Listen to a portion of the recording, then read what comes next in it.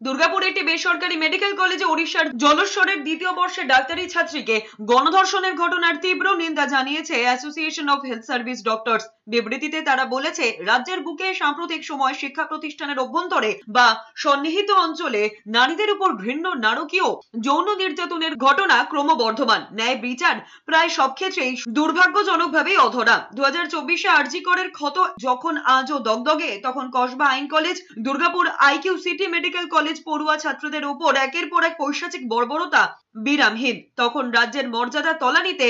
সেই সময় দ্রুত তদন্ত, প্রকৃত দোষীদের গ্রেফতার এবং দৃষ্টান্তমূলক শাস্তিদানের ব্যবস্থা সুনিশ্চিত না করে রাজ্যের সর্বোচ্চ প্রশাসনিক পদ থেকে রাতের বেলায় মেয়েদের না বেরোনোর নিদান দেওয়া হচ্ছে।